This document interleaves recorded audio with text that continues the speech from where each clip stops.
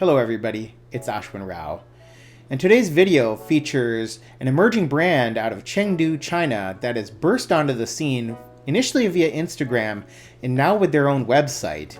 That is Yearn Shoemaker. This model, which we're going to feature in a number of photos and close-ups, is their Lazyman model, which is a slip-on designed to look like a full-brogued wing-tipped Oxford, built on their Y07 soft square last. Their shoes are entirely hand-welted, hand-lasted, with hand-stitched outsoles. The Lazyman style has been around for about a half century now, popularized at first by Winston Churchill, who preferred to simply slip his feet into his shoes rather than to be bothered by tying them. You can see that this particular take on the Lazyman style, which is fairly common, is a full brogued wingtip. It has elastic bands covered by leather plates on each of the sides adjacent to the facing.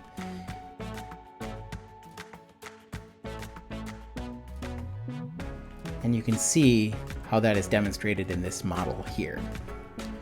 There's extensive perforation along the vamp of the shoe to create a wingtip effect, as well as along the various plates of the shoe, including the facing and the heel counter, which makes this a full brogue.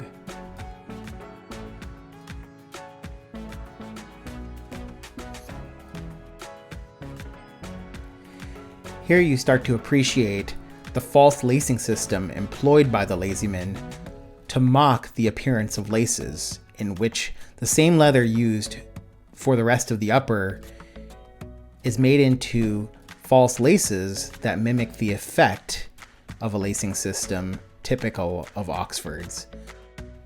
You can see how precise and clean the stitching detail is throughout this entire area of the shoe in the false facing. And you can see the beautiful medallion that's been applied to the toe that complements the broguing system along the wingtip quite well.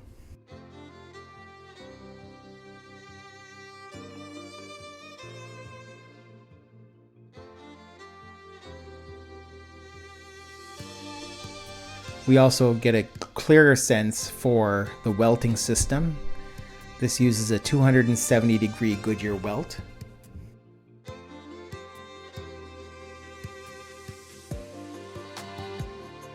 The welt stitching is done quite cleanly, as you can see here, although the welt's not hidden by the fudging as is done in some higher-end models. The stitching is done at a stitch density of approximately 7 to 8 stitches per inch.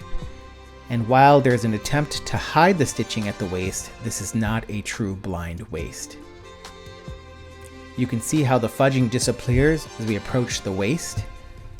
But again, that stitching both on the inside and the outside of the waist is not truly hidden, though the pictures here exaggerate how prominent that stitching actually is. It's quite well hidden actually.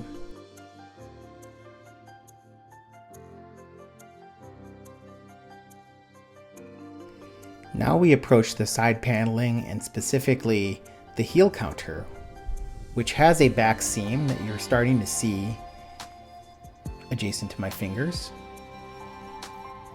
The heel counter is done elegantly with a seam that helps with the lasting process, also a shortcut that helps save on cost. As we approach the heel block, you will see a stacked leather heel. The heel block has a slight taper, but no notch that separates it from the waist. Also noticeably, the heel block is not as neat compared to other comparable heel blocks, with a slight step off between the upper and the edge of that heel block.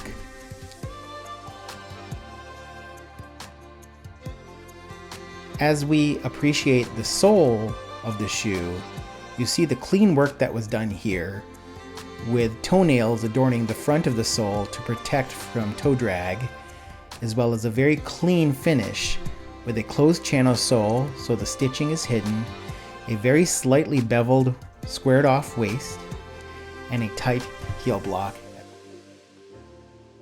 All in all, exceptionally well executed shoe with a high quality leather that takes a nice shine, beautiful broguing detail, a clean finish to the sole, nice fudging detail, a 270-degree Goodyear welt with an aggressively pleasant fudging detail, a nice medallion, and a beautiful finish in terms of the patina job that echoes the museum effect that you see in some leathers.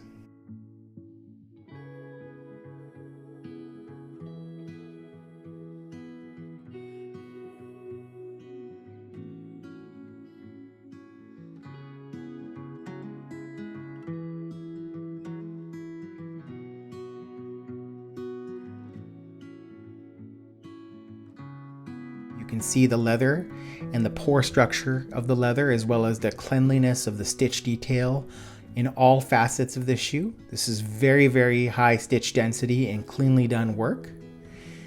You can see that the heel counter meets the collar, and the joint there is elegantly and cleanly done, as is the elastic side paneling where the leather and the elastic are fastened, done exceptionally well.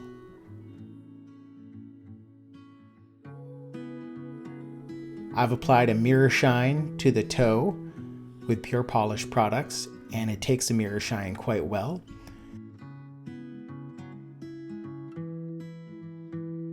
The Y07 soft square last fits incredibly well. I actually received a trial pair of shoes early in the process that were too tight, and I returned that feedback to Yearn, who made adjustments, and now their sizing falls right in line with traditional UK sizing for brands such as Carmina. Regardless of price, this is a very well executed shoe that is transparent in its compromises and execution, and one that you will be proud to wear. I'm incredibly enthusiastic about Yearn as an emerging shoemaker in classic menswear and high fashion. Yearn offers beautifully designed shoes, hand-welted, hand-lasted, hand-stitched outsoles, closed channel soles, slightly beveled waists, high-quality Italian leathers, beautiful last designs, which are both classic but also very contemporary, that suit the modern man.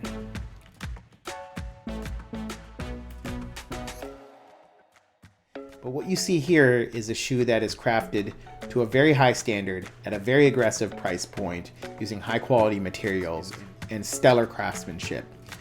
Again, I don't think you can argue much with the brand and the price proposition here. Take a look at Yearn Shoemaker. It's incredibly easy to order from their website. Give them a look. Tell them I sent you. Hope you're doing well. Have a great day.